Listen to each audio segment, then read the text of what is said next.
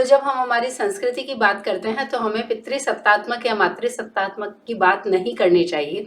हमें ये समझना चाहिए कि वो समय और उस स्थान पर उस समय के हमारे एंसेस्टर्स ने जीवन को किस रूप में देखा, प्रणाम किया। जो भी हम करते हैं वो जीवन को प्रणाम ही करते हैं। अच्छा,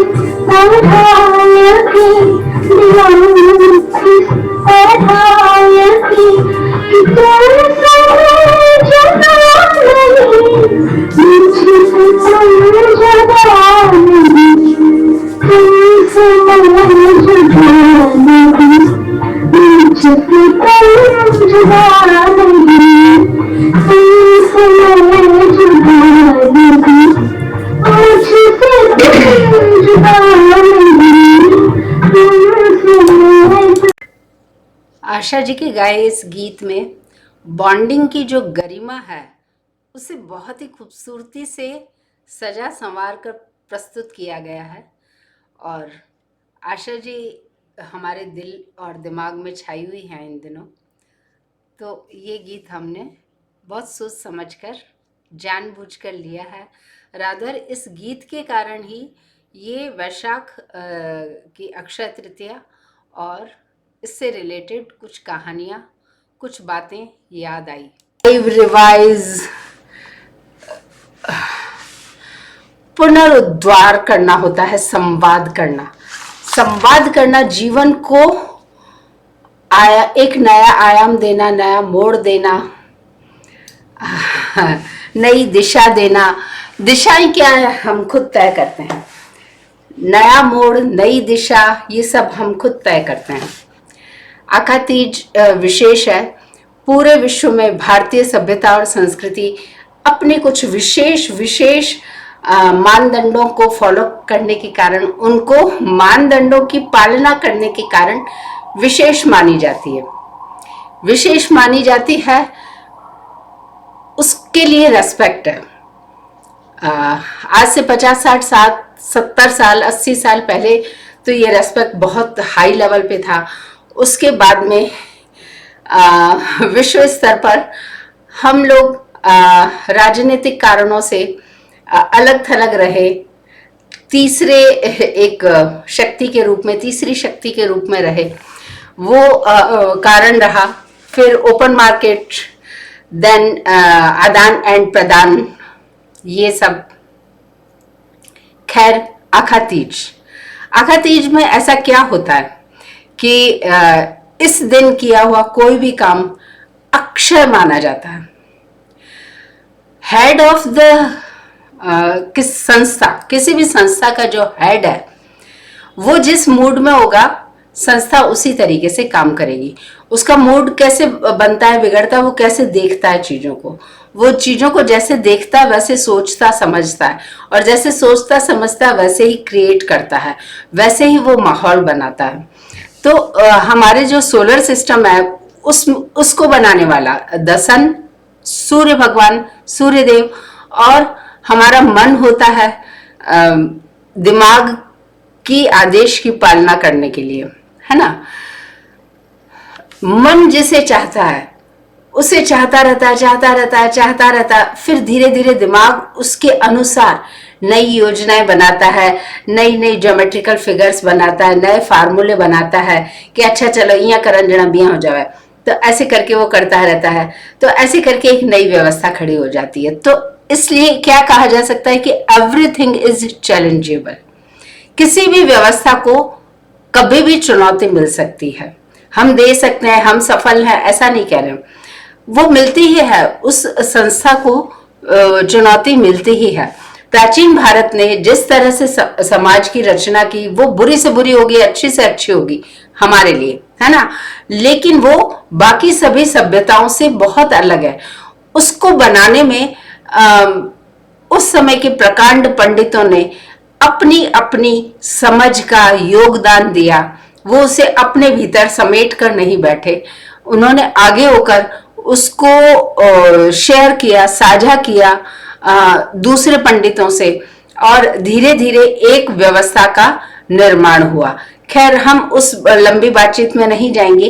तो विवाह नामक संस्था बहुत ही विशेष मोड़ पर आकर खड़ी हुई है। पिछले 3-4 हजार साल में पहली बार it is finding itself in such a challengeable manner, challengeable way. अब क्योंकि हमारी संस्था बहुत अलग है बाकी सारी दुनिया से, है ना। हमारी विवाह नामक संस्था बहुत ही अलग है, बहुत ही विशेष है, अलग से पहचानी जाती है, अलग से निहारी जाती है, इसकी विवेचना की जाती है, इसका विश्लेषण किया जाता है पूरी दुनिया के द्वारा कि oh Indian society, oh mind blowing it is. तो भारतीय समाज को, सामाजिक परंपराओं को, अब इन परंपराओं में खास क्या है वो हम शेयर करेंगे। वो हम शेयर करना चाह रहे हैं नई जनरेशन के लिए, नई पीढ़ी के लिए। नई पीढ़ी के लिए क्यों? क्योंकि पुरानी पीढ़ी तो एकदम पहुंची हुई थी, पहुंची हुई, जो मेरे जमाने की, मुझसे 20 साल बड़े और समवेयर 10 साल छोटे जो लोग हैं, वो थी पहुंचे हुए लोग थे, वो थी। उनको जिंदगी में कुछ नहीं करना था, बस व्हाइट कलर जॉब होना चाहिए, और जितनी सरकारी संस्थाएं उनको ध्वस्त करना था, और उनको कुछ नहीं करना था, जितनी सामाजिक कुरीतियां उनका पालन करना था। मतलब उस जमाने में जब शादी होती थी तो दूल्हा दुल्हन तो कुछ इंपॉर्टेंस रखते ही नहीं थे, उनके बारे में कोई बात ही नहीं करता था, कोई भी बात नहीं करता था। बस एक पूछते थे, छोरे ने रीस तो कोनी आवे कहीं, गुस्सा तो कोनी करे है भाई, काम कर लेवे कहीं, रोटियां बना लेवे कहीं, अच्छा बर्तन मांजना आवे कि नहीं, अच्छा चुप रहे कि नहीं, बोले तो कौन नहीं समय, ये तो कोनी करे, बस ये थोड़ा सा। और लड़के का देख लेते थे कमाता है कि नहीं, बाकी उसके बाद उनको कोई दुल्हा दुल्हन से लेना देना ही नहीं होता था। दुल्हा दुल्हन भी ऐसे रहते थे कि जो हमारी शादी में ये लोग कर देंगे कर दो, ऐसे था हमारे जमाने में। तो उस समय जो वो उन्होंने 30, 40, 50 साल जो निकाल लिए विवाह नामक संस्था ने, जो अत्याचार करने थे कर दिए, उससे पहले नहीं कर सके और अब नहीं कर सकेगी। अब तो खैर विवाह नामक संस्था एक ऐसे मोड़ पर आकर खड़ी हो गई है कि अब इसका, यदि इस समय विशेष पर इस पर बात नहीं करेंगे लोग, तो कब करेंगे, कब होगी इस पर बात? तो हमारे जमाने में तो ये था कि रीति रिवाज इंपॉर्टेंट है, यहाँ तो करना ही पड़े, और तो हमारे हो गई। तो शादी से पहले रिवाज, शादी पे रिवाज, और शादी के बाद लगातार रिवाज। उन रिवाजों का अपने समय में महत्वपूर्ण स्थान था, उनकी इंपॉर्टेंस थी, उनकी उपयोगिता थी, यूटिलिटी थी।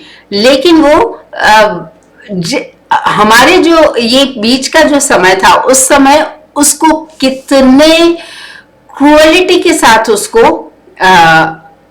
कंटिन्यू किया गया, उसको बनाए रखा गया, या उसका रूप और भी खराब कर दिया इस हद तक कि अंत में फिर सरकारों को ऐसे कानून लाने पड़े कि ये लड़की जिसका भी नाम ले लेगी सबको अंदर कर दो और नॉन बेलेबल।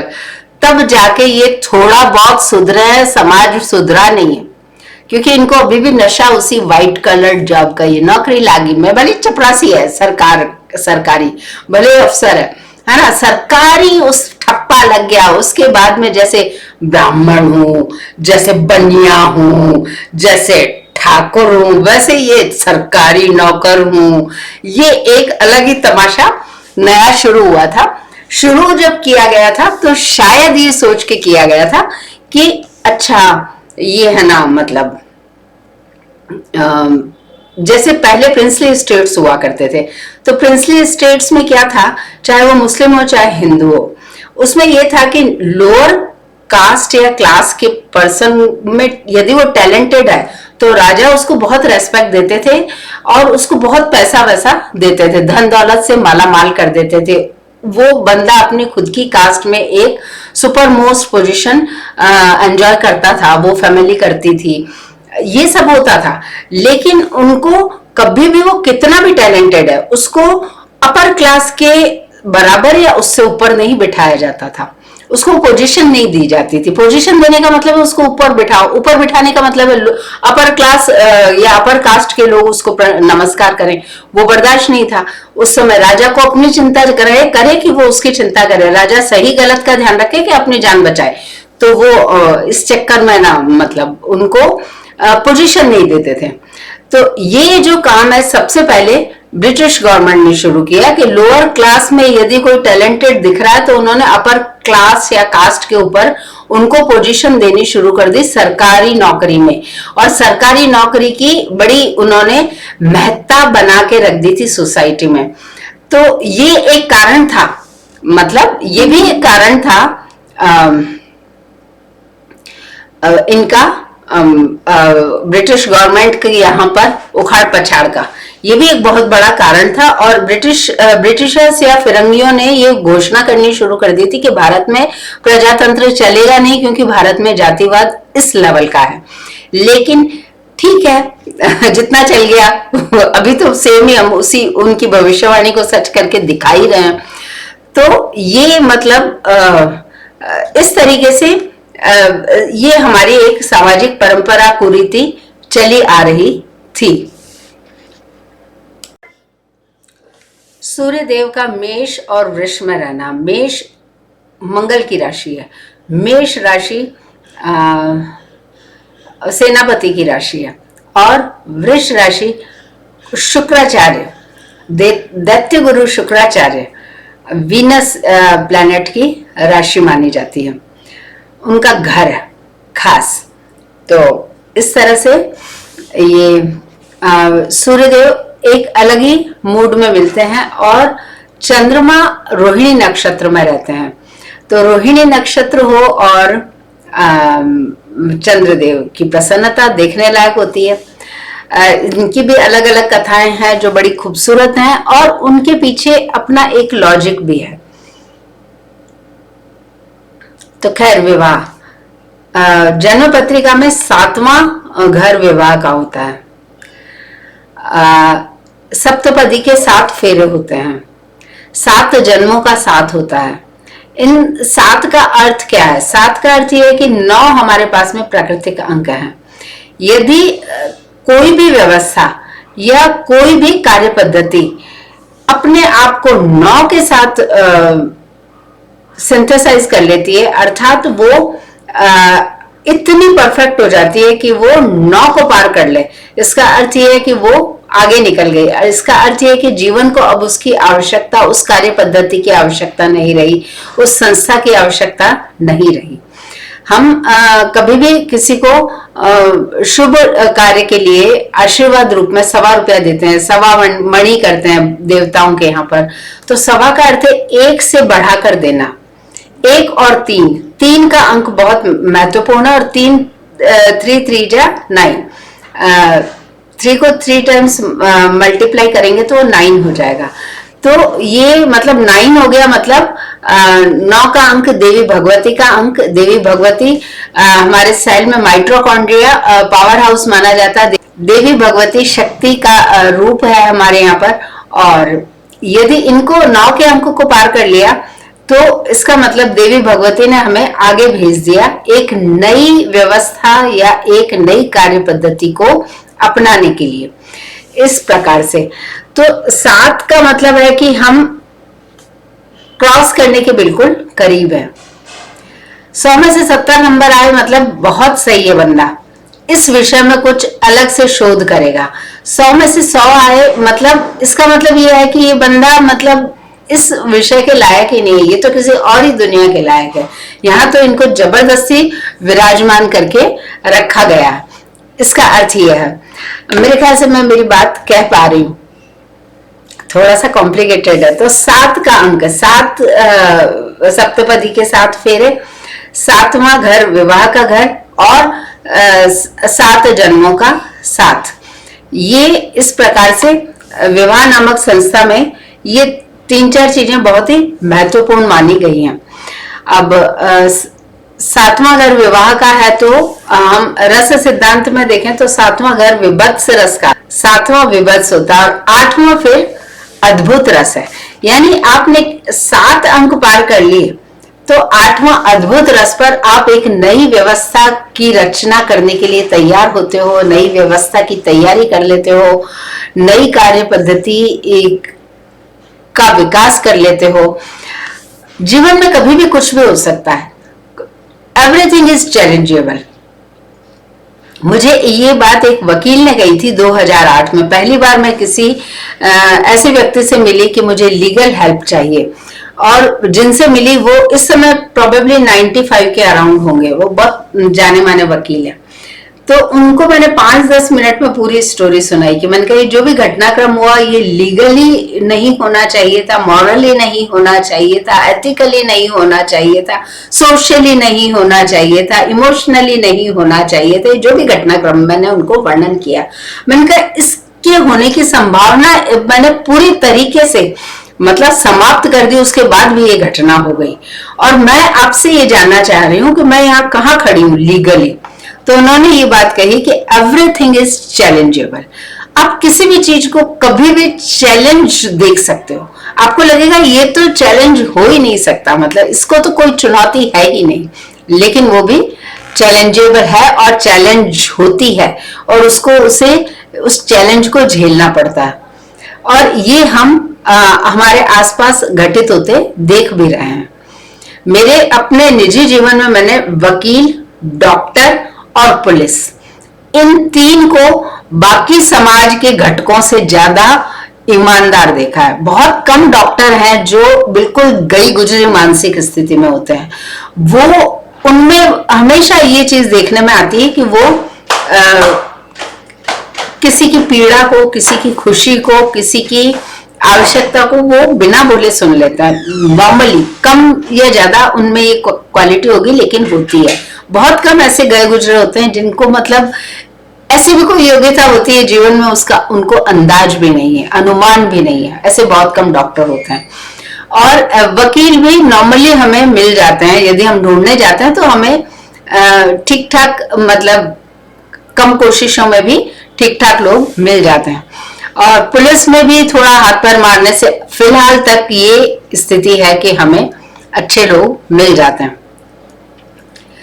ब्यूरोक्रेसी में भी अभी तक तो ऐसा अनुभव रहा है कि हाँ, मतलब सेंसिबल लोग होते हैं, ब्यूरोक्रेसी में भी मिल जाते हैं। लेकिन बाकी समाज में यदि आपने ये उम्मीद की कि उनमें सेंसिबिलिटी होगी, सेंसिटिविटी होगी, तो आप ये समझ लो कि आप जहर खा रहे हो, जहर खा रहे हो अपने हाथों से, आत्मघात है ये।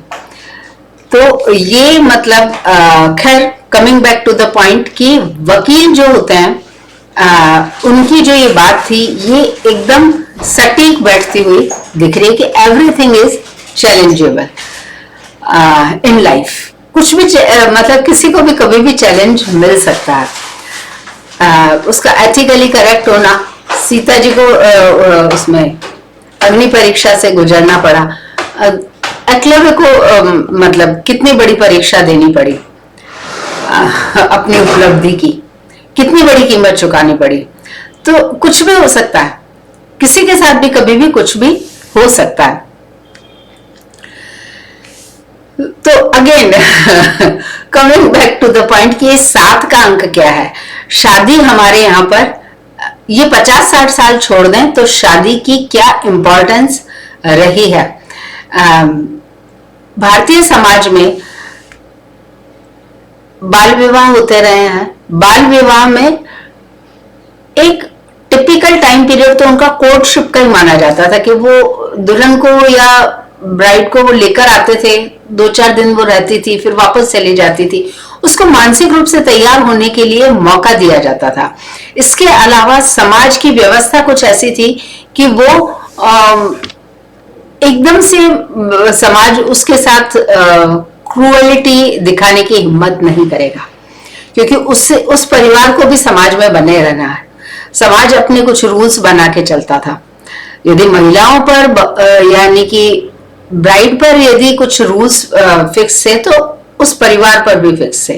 ये 50-60 साल जो अभी निकले उसमें तो एंगे बेंगे चेंगे सब ऐसे चल रहे थे, बिल्कुल नशे में धुत। बस सरकारी नौकरी है, उसके बाद कुछ नहीं है ये। और फिर इन्होंने सरकारी संस्थाओं को भी जो ध्वस्त किया है, जो सुविधाएं उठाई है, ये पहली जनरेशन है जिसने एक जिंदगी इतनी आराम की जी है। इनको यदि उस जमाने के लोगों को बिठाकर आप पूछ लो ना, तो वो एक लेटर भी ड्राफ्ट नहीं कर पाएंगे ढंग से। सच है ये बिल्कुल। उनके सिलेक्शन हो जाते थे मामा जी, काका जी, चाचा जी की सिफारिशों से। फिर ये जो चेंजेस लाए गए, यूनियन बनाई गई, फिर ये रिटर्न एग्जाम्स और फिर ये इंटरव्यूज, धांधलेबाजी चलती थी, लेकिन फिर ये किए गए। फिर बुरा लगने लगा। अपने आप तो इन्होंने कोई भी इनिशिएटिव लिया ही नहीं इस पूरे ग्रुप ने। एक भी व्यक्ति इनमें से ऐसा नहीं कह सकते कि जिसने आगे बढ़कर इनिशिएटिव लिया। ये कुछ दो चार मतलब उस संस्थाओं को छोड़ दें तो इनमें से किसी ने भी नहीं लिया। तो मतलब विवाह नामक संस्था तब भी थी, और आज के समय या तो बच्चे शादी कर नहीं रहे हैं कि भाई हमें ये समझ में नहीं आती ये चीज कैसे मतलब इसको निभाना है, तो we are not into it, हम संभाल ही नहीं सकते इस रिश्ते को, तो वो दूर ही रहते हैं। या तो बच्चों में ये प्रवृत्ति आ गई, कितनी सही है गलत है ये तो अलग बात है, लेकिन वो ईमानदार हैं, ये इसको कहा जा सकता है। और दूसरा बच्चे वो हैं जो मतलब बहुत चिंतित हैं, और मोस्टली बॉयज हैं जो गर्ल्स को लेकर बहुत ही टेंशन में है कि ये मतलब हमें बहुत डर लगता है। तब उन्हें कहना पड़ता है कि अपने पापा से जाके बात करो। तो मतलब मेरे पापा तो बहुत अच्छे हैं, वो तो मेरी मम्मी का बहुत ध्यान रखते हैं। ध्यान रखना ये नहीं होता है, ध्यान रखना ये होता है कि जब बस वो मम्मी जो है ना, वो जैसे मेरी दादी थी तो मेरे दादाजी का नाम से ही वो उनके चेहरे पे स्माइल आ जाती थी। वो आसपास होते थे ना तो भी वो स्माइल आ जाती थी। ध्यान रखना वो होता है। तो खैर अब वो तो विषय ही नहीं रहा। ये विषय तो उस जनरेशन ने कभी सोचा भी नहीं कि ये भी कोई चीज है। किसी रिश्ते में ये भी चीजें होती है, मतलब ये तो उसको ख्याल भी नहीं था। तो वापस 90 का शायद वो दशक चल रहा था। It was decade somewhere 90 to 93, और ये अमेरिका ने भेड़ का क्लोन बनाया था। तो मुझे जितनी याद है उसमें, मैं अभी गूगल नहीं किया है, कि ये बिल क्लिंटन थे उस समय राष्ट्रपति, और उन्होंने ये बात कही थी कि इस पर रोक लगाई जाए, नहीं तो शादी नामक विवाह नामक संस्था का तो कोई मतलब ही नहीं रह जाएगा। फिर समाज का क्या होगा, समाज कैसे बनेगा। तो पहली बार मुझे लगा कोई मेरी तरह भी सोचता है, क्योंकि मैं ये तो सोच जानती थी कि ये मतलब संस्था पूरी तरीके से बीमार है, लेकिन if not this then what. आप किसी से कोई एक चीज लोगे तो दोगे क्या? देने के लिए तो कुछ भी नहीं है, देने के लिए तो कुछ भी नहीं है। ये तो अभी डिजिटल वर्ल्ड है, और काफी हद तक मतलब हम लोग एक जिसे कहना चाहिए वैज्ञानिक उन्नति हो गई है, तो ठीक है लोग जी रहे हैं, लेकिन ये एक नेचुरल वे ऑफ लिविंग तो इसे नहीं कहा जा सकता है। हमारा वाला तो बिल्कुल भी नहीं था, लेकिन इससे भी बिल्कुल मतलब इसे भी उस कैटेगरी में लाना ठीक नहीं है। इस पर बात करनी चाहिए, इसीलिए हम बात कर रहे हैं। 7 का अंक, ये हमारे प्राचीन मनीषियों की सोची समझी रणनीति है कि भाई स्त्री और पुरुष एक मूल तत्व के 2 भाग हैं, और उनको जीवन को आगे चलाना था। आगे चलाना था मतलब कैरी करना था। उनकी इस बात पर की सच्चाई इस बात से सिद्ध होती है कि किसी भी आप स्पेसी को देख लो, लिविंग बीइंग को देख लो, किसी क्रीचर को देख लो, आप प्राणी को देख लो, वो जब ब्रीडिंग टाइम में पीरियड से गुजर रहा होता है तो उसका बिहेवियर चेंज हो जाता है। उसको जो भय जिन चीजों से लगता है वो उससे मुक्त होता है। उस समय वो खुद की जान देकर अपनी स्पेसी, अपने बच्चे की जान बचाना चाहता है या उसे जन्म देना चाहता है, तो उसका बिहेवियर पूरी तरह चेंज हो जाता है।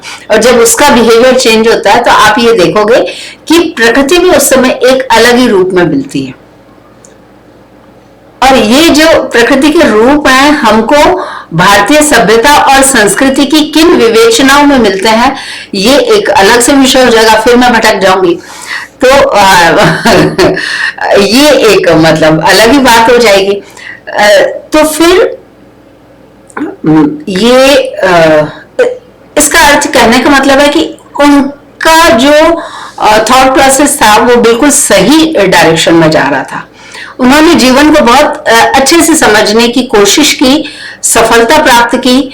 और ये फ्राइड राइट तो बहुत बैठ के हैं और इन्होंने हमको पढ़ पढ़ के पता नहीं क्या निकाल लिया, नया ही कोई नाटक। एक कम्युनिज्म छोड़ दो तो उनका कोई इज्म इनका ओरिजिनल नहीं है, फिरंगियों का कोई भी ओरिजिनल नहीं है। तो 7 का अंक शादी, और इस पर पुनर्विचार। वैशाख का महीना, चंद्रमा का वृष में होना, वृष राशि में, और रोहिणी नक्षत्र में होना। और ये नक्षत्र भी तो बहुत अजीब से पैटर्न बनाते हैं। और फिर ये सूर्य भगवान का मेष के अंतिम चरण में होकर विश्व में प्रवेश करने की कोशिश करने की में उनका जो मूड होता है, आहा वो होना। और ऐसे दिन इस बार शायद सोमवार है, सोमवार अच्छा दिन होता है, यदि गुरुवार हो तो और भी अच्छा दिन होता है। तो उससे माना जाता है कि ये अक्षय है, हमेशा के लिए है। हमेशा के लिए एक शादी कैसे रह सकती है, ये जब हम थोड़ा और डिटेल में वेद उपनिषदों और पौराणिक ग्रंथों के जब उनके डिस्कशंस को पढ़ते हैं तो समझ आता है कि ये मतलब कहना क्या चाह रहे हैं, हमेशा के लिए ऐसे मतलब क्या है।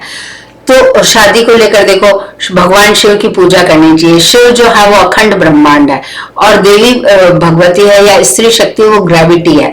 तो ग्रेविटी एक अखंड ब्रह्मांड में, अनंत ब्रह्मांड में एक टिपिकल प्लेस पर टिपिकल वे में टिपिकल बिहेवियर के साथ है। तो वो मतलब विवाह के लिए मतलब ग्रेविटी इज फेमिनिटी, एंड वो खुद को बनाए रखने के लिए, खुद को चलायमान रखने के लिए, खुद को व्यवस्थित रखने के लिए उसे अखंड ब्रह्मांड की आवश्यकता होती है।